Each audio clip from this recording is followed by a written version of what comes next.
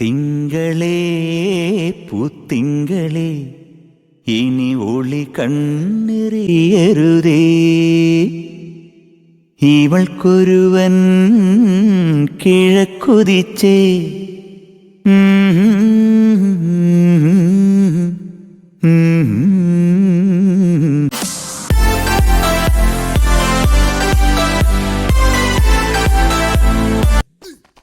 Hi guys, എല്ലാവർക്കും നമസ്കാരം. നമ്മുടെ പുതിയൊരു വീഡിയോയിലേക്ക് എല്ലാവർക്കും സ്വാഗതം.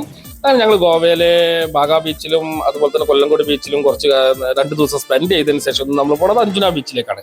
നമ്മൾ ബാഗ ബീച്ചിൽ നിന്ന് ഏകദേശം 8 കിലോമീറ്റർ മാത്രമേ ഉള്ളൂ അഞ്ജന ബീച്ചിലേക്ക്. അപ്പോൾ നമ്മൾ ഇന്ന് പറയാൻ പോകുന്നത് ചെറിയൊരു തട്ടിപ്പിനെ പറ്റിയാണ്. നിങ്ങൾ ശ്രദ്ധിക്കുക, നിങ്ങളൊരു കറക്റ്റ് പ്ലാനിങ്ങോട് കൂടി മാത്രമേ നിങ്ങൾ ഗോവയിലേക്ക് വരാൻ പാടുള്ളൂ. നിങ്ങൾ ഓരോ ബീച്ചിലും എത്ര ദിവസം സ്പെൻഡ് ചെയ്യണമെന്ന കാര്യങ്ങളും അതുപോലെ തന്നെ ഭക്ഷണം, എല്ലാ കാര്യങ്ങളും കറക്റ്റായിട്ടൊരു പ്ലാനിങ് നിങ്ങൾക്ക് വേണം. നമ്മൾ ബാഗ ബീച്ചിൽ നിന്ന് ഏകദേശം ഒരു 8 കിലോമീറ്റർ മാത്രമേ ഉള്ളൂ അഞ്ജന ബീച്ചിലേക്ക്. അപ്പോൾ നമ്മൾ ഇന്ന് ടാക്സിയിലാണ്, നമ്മൾ 7 പേര് ടാക്സിയിലാണ് ഇങ്ങോട്ട് വന്നത്. അപ്പോൾ ടാക്സിയിൽ വരുന്ന സമയത്ത് നമ്മൾ ടാക്സിക്കാരോട് എത്ര രൂപയാവും ചോദിച്ചപാട് അവർ പല ആളുകളും പല റേറ്റുകളാണ് പറയുന്നത്. ഇപ്പോൾ ഒരാൾ നമ്മളോട് 2200 പറഞ്ഞു, ഒരാൾ 2000, 1500, അങ്ങനെ പല ആളുകളും പല എന്താ പറയുക പല റൈറ്റുകളാണ് നമുക്ക് അഞ്ജന ബീച്ചിൽ കൊണ്ടാക്കാൻ വേണ്ടി പറഞ്ഞത്. അപ്പം നമ്മൾ അവിടുത്തുകാരെല്ലാം നമ്മൾ പുറത്തുനിന്ന് വന്ന ആളുകളാണെന്ന് അവർക്ക് മനസ്സിലായത് കൊണ്ടാണ് നമ്മളോട് ഇത്ര ഒരു റൈറ്റുകൾ അവർ പറയുന്നത്. അപ്പോൾ നിങ്ങൾ വരുന്ന സമയത്ത് നിങ്ങൾ എന്ത് ചെയ്യണം, നിങ്ങൾ ഇതുപോലെ കറക്റ്റ് ആക്കിയിട്ട് നിങ്ങൾക്ക് ഭാഷയൊക്കെ അറിയാവുന്ന ആളുകളൊക്കെ കൂടെ ഉള്ളത് വളരെ ബെറ്റർ ആണ്. അപ്പോൾ അർഷാദും ശരത്തിനും അത്യാവശ്യം ഹിന്ദി അറിയുന്നതിനെ കൊണ്ട് അവർ കുറച്ച് നേരം സംസാരിച്ചു. അങ്ങനെ ഞങ്ങൾക്ക് വേറൊരു ടാക്സിക്കാരൻ 1000 രൂപയ്ക്കാണ് ഞങ്ങൾ അഞ്ജന ബീച്ചിൽ കൊണ്ടുപോയത്. നമ്മൾ അഞ്ജന ബീച്ചിൽ എത്തിയ സമയത്ത് സീസൺ അല്ലാത്തതിനെ കൊണ്ട് ഒരു പരിപാടികളും അഞ്ജന ബീച്ചിലില്ല. ചുമ്മാ ഇത്രയും പൈസ ചിലവാക്കി നമ്മൾ മെനക്കെട്ടിട്ട് അഞ്ജന ബീച്ചിൽ വന്നിട്ട് നമുക്ക് ഒരു വൈബും കിട്ടാതെ നമ്മൾ ഒരു 2-2.5 കിലോമീറ്റർ അങ്ങോട്ടും ഇങ്ങോട്ടും പാര നടന്നതിന് ശേഷം നമ്മളെല്ലാവരും കൂടി ഒരു തീരുമാനമെടുത്തു. എന്താണ്, ഇന്ന് നമ്മൾ ബാഗ ബീച്ചിലേക്ക് തന്നെ തിരിച്ചു പോകുന്നു. ഇന്നത്തെ ദിവസം കൂടി ബാഗ ബീച്ചിൽ സ്പെൻഡ് ചെയ്തിട്ട് തിരിച്ച് നേരെ നാട്ടിലേക്ക് നമ്മൾ വന്നിട്ട് ഏകദേശം 3-4 ദിവസമായി. ഓക്കെ, അപ്പം നമ്മൾ ഇനിയിപ്പോൾ ഓരോരുത്തർക്ക് ജോലിക്ക് പോകേണ്ട ആവശ്യങ്ങളും ഷോപ്പൊക്കെ പൂട്ടിയിട്ട ആവശ്യങ്ങളും പണീൻ്റെ തിരക്കുകളൊക്കെ ഫോൺ കോളുകളൊക്കെ വരാൻ തുടങ്ങിയിരിക്കുന്നു. ഇനി അധികം നീളാൻ പറ്റില്ല. അങ്ങനെ ഞങ്ങൾ നേരെ അഞ്ജന ബാഗ ബീച്ചിൽ റൂം എടുത്തു. നമ്മൾ കഴിഞ്ഞ പ്രാവശ്യം എടുത്ത റൂമല്ല കേട്ടോ, ഇത് നമ്മൾ കുറച്ചും കൂടി നല്ലൊരു റൂം എടുത്തു. കഴിഞ്ഞ പ്രാവശ്യം എടുത്ത റൂം ഓക്കെയാണ്, പക്ഷെ എന്നാലും കുറച്ചും കൂടി ഒരു നീറ്റ്നെസ് ഒക്കെ ഉള്ള ഒരു നല്ല റൂം. ഇതാണ് നമ്മളെ ഹോട്ടലാണ് എടുത്തത്. അപ്പോൾ നമ്മൾ അവിടുന്ന് റൂമൊക്കെ എടുത്തു. ഫ്രഷ് ആയതിനു ശേഷം നമ്മൾ ഫോട്ടോഷൂട്ട് എടുക്കണം, അതുപോലെ തന്നെ പയ്യന്മാർ ഫോട്ടോഷൂട്ട് എടുക്കണം എന്നൊക്കെ പറഞ്ഞിട്ടോ. അപ്പോൾ നമുക്ക് എന്തെങ്കിലും ഭക്ഷണം കഴിക്കണം, നല്ല വിശപ്പുണ്ടായിരുന്നു. ഗൈസ്, നിങ്ങൾ ഭക്ഷണത്തിൻ്റെ കാര്യത്തിലും ഗോവയിലൊന്ന് ശ്രദ്ധിക്കേണ്ടതുണ്ട്. കാരണം നമ്മൾ ഇന്നലെ കൊല്ലംകോട് ഹോട്ടലിൽ നിന്ന് ഭക്ഷണം കഴിച്ചിട്ട് ഈ കൂട്ടത്തിലുള്ള ഒരുപാട് ആളുകൾക്ക് വയറിനൊക്കെ നല്ല കംപ്ലൈൻറ്റും കാര്യങ്ങളൊക്കെ വന്നിട്ടുണ്ട്. അപ്പം നിങ്ങൾ കഴിയുന്നതും ഭക്ഷണം ഉണ്ടാക്കി കഴിക്കാനൊക്കെ കഴിയെങ്കിൽ അങ്ങനെ ആയിരിക്കും കുറച്ചും കൂടി നന്നാവുക. അപ്പോൾ നമ്മുടെ ബാക്കിൽ വരുന്നത് വിജയാണ്. വിജയനെ പറ്റി ഞാൻ കഴിഞ്ഞ വീട്ടിൽ നിങ്ങളോട് പറഞ്ഞാണല്ലോ, വിജയ് നമ്മുടെ ഷോപ്പിൻ്റെ അടുത്ത് ബാർബർ ഷോപ്പ് നടത്താണ്. വിജയ് ആളൊക്കെ ഓക്കെയാണ്, ചില്ലാണ്. പക്ഷെ എന്താണെന്ന് വെച്ചാലേ വിജയ് ഈ വെള്ളം മണ്ണെണ്ണയും കൂടി മിക്സ് ചെയ്താൽ നിൽക്കുന്ന ഒരു അവസ്ഥ ഉണ്ടല്ലോ, ഈ അവസ്ഥയാണ് വിജയിൻ്റെ ഒരു ആറ്റിറ്റ്യൂഡ് ഞങ്ങളോട്. കാരണം എന്താ വെച്ചാൽ വിജയ് ചെറുപ്പത്തിലല്ല, വിജയൊക്കെ ട്രിപ്പൊക്കെ പോയിട്ടുള്ള ഒരു പരിചയം ഉണ്ടോ അല്ലെങ്കിൽ ഒരു കമ്പനി വലയത്തിൽ വളർന്ന ആളൊന്നല്ല അയാൾ ഏകദേശം ചെറുപ്പം മുതലേ തമിഴ്നാട്ടിൽ നിന്ന് കേരളത്തിലേക്ക് വന്ന് ഇവിടെ ഷോപ്പൊക്കെ ഇട്ട് ഒരു 10-15 വർഷത്തോളമായി വിജയ് നമ്മുടെ കേരളത്തിൽ വർക്ക് ചെയ്യാണ്. അതുകൊണ്ട് തന്നെ നമ്മുടെ ഈ ഒരു ട്രിപ്പ് ആയിട്ട് അയാൾക്ക് അങ്ങോട്ട് ആക്സെപ്റ്റ് ചെയ്ത് പോകാൻ സാധിക്കില്ല. ഇത് നിങ്ങൾ കണ്ടോ, ഇത് ഇവിടുത്തെ ഒരു സ്ക്വാഡാണ്. നമ്മൾ നായിനായിട്ട് പോണ ഇത് പോലീസുകാരനാണ്.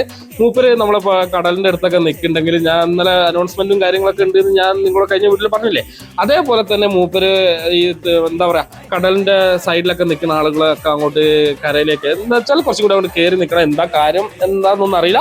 അപ്പോൾ ഇത് ഏകദേശം ഒരു 6-6:30 മണിക്കാണ് ഇത് സംഭവിക്കുന്നത് ഇവിടെ. പിന്നെ കുറച്ചങ്ങോട്ട് കയറി നിന്ന് ഇവർ ഓരോരുത്തർ ഫോട്ടോഷൂട്ടും മറ്റു കാര്യങ്ങളൊക്കെ എടുക്കാൻ നിന്നു. പിന്നെ ഗായ്സ്, പിന്നെ ഗോവയിലെ വൈകുന്നേരത്തെ കാര്യങ്ങൾ നിങ്ങളോട് ഞാൻ പറയണ്ടല്ലോ, അവിടെ ഫുൾ ചില്ല് മൂടാണ് ഗോവയിൽ വൈകുന്നേരം ആയാൽ.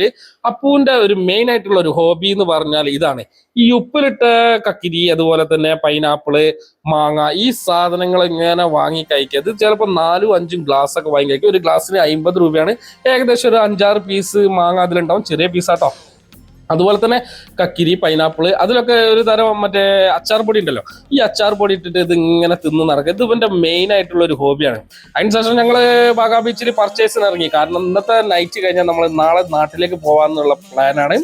അങ്ങനെ ഇത് കണ്ടു നിങ്ങൾ ഈ പവിയ പുറ്റുകൾ കൊണ്ടുണ്ടാക്കിയ ഓരോരോ കരകൗശല വസ്തുക്കൾ, അതുപോലെ തന്നെ ഒരു തരം കല്ലുകൾ കൊണ്ടുണ്ടാക്കിയ എന്തൊക്കെയോ കരകൗശല സാധനങ്ങളൊക്കെ അവിടെ വിൽക്കാൻ വെച്ചിട്ടുണ്ട്. പക്ഷെ ഗായ്സ് എല്ലാത്തിനും നല്ല റേറ്റാണ്, ഒരു രക്ഷയില്ല.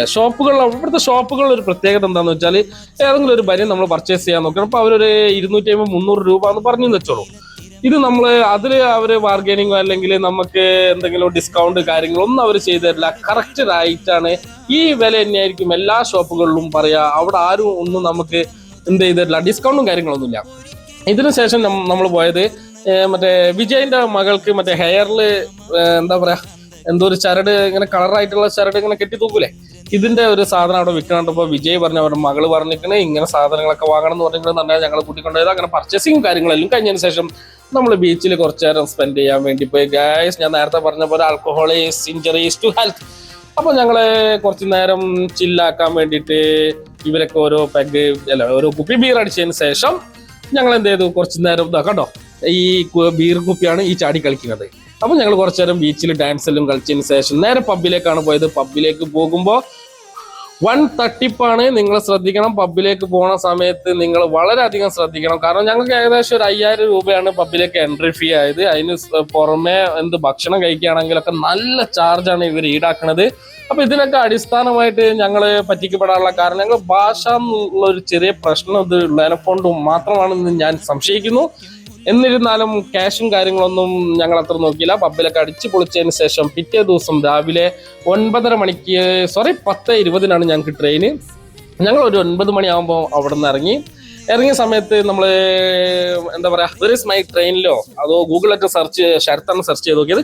സെർച്ച് ചെയ്ത് നോക്കിയപ്പോൾ 9 മണിക്ക് ട്രെയിൻ ഉണ്ടെന്ന് ശരത്ത് കണ്ടു. പക്ഷെ ഞങ്ങള് 9 മണിക്കാണ് ഹോട്ടലിൽ നിന്ന് റൂം വെക്കേറ്റ് ചെയ്ത് ഇറങ്ങിയത്. അതെ, ഞങ്ങൾക്ക് നല്ലൊരു ഡ്രൈവറെയാണ് കേട്ടോ നമുക്ക് ഈ പ്രാവശ്യം കിട്ടിയത്. മൂപ്പര് ഞങ്ങൾ വണ്ടി കയറിയപ്പോൾ എങ്ങോട്ടാണ് നിങ്ങളുടെ ട്രെയിനിന്റെ സമയം എപ്പോഴാന്നൊക്കെ ചോദിച്ചു. അങ്ങനെ മൂപ്പര് ഫ്രണ്ടിനെ ഫോണിൽ വിളിച്ചിട്ട് പറഞ്ഞു ട്രെയിന് ഇവർക്ക് കേരളത്തിലേക്ക് കോഴിക്കോട് പോകാനുള്ളതാണ്, ഇപ്പൊ ഏതാ ട്രെയിൻ ഉള്ളതെന്നൊക്കെ മൂപ്പര് ചോദിച്ചപ്പോൾ ഒരു ട്രെയിൻ വരാണ്ട് അത് കുറച്ച് നേരം വൈകിന്, പെട്ടെന്ന് വന്നാൽ നിങ്ങൾക്ക് ട്രെയിൻ കിട്ടും എന്ന് പറഞ്ഞു. അങ്ങനെ മൂപ്പര് നല്ല സ്പീഡിൽ ഞങ്ങൾ റെയിൽവേ സ്റ്റേഷനിലെത്തി. ഗൈസ്, ഇത് ഞങ്ങൾക്ക് പോകാനുള്ള ട്രെയിനാണ്. ഏകദേശം സ്റ്റേഷനിലെത്തി എല്ലാവരും തിരക്കിട്ട് പോയിട്ട് ടിക്കറ്റ് എടുക്കണം. ഞാൻ ബാക്കിയുള്ളവരോട് നിങ്ങൾ ട്രെയിനിൽ കയറിക്കോളൂ, ഞാൻ ടിക്കറ്റ് എടുത്ത് വരാമെന്ന് പറഞ്ഞു. ഞാനും അർഷാദും കൂടി നേരെ ടിക്കറ്റ് എടുക്കാൻ വേണ്ടി ടിക്കറ്റ് കൗണ്ടറിലേക്ക് പോയി. ആ സമയം കൊണ്ട് ഇവര് ട്രെയിൻ കമ്പാർട്ട്മെന്റിൽ കയറി. ഞങ്ങൾ സാധാരണ ലോക്കൽ ആണ് എടുത്തത്, ലോക്കൽ ടിക്കറ്റ് എടുത്തത്. പക്ഷെ സീറ്റുകളൊക്കെ വളരെ ഒഴിവുകൾ ഉണ്ടായിരുന്നു. അതന്നെ ഞങ്ങൾക്ക് വലിയൊരു ആശ്വാസം. കാരണം എന്താണെന്നോ, നമ്മൾ വിചാരിച്ചു നല്ല തിരക്കായിരിക്കും ഗൈസ് കൊടുക്കുമെന്ന് വിചാരിച്ചു. അങ്ങനെ നമ്മൾ കോഴിക്കോടേക്ക് പിറ്റേ ദിവസം രാവിലെയാണ് എത്തിയത്. ഈ വീഡിയോ എല്ലാവർക്കും ഇഷ്ടപ്പെട്ടെന്ന് വിചാരിക്കുന്നു. Thank you very much.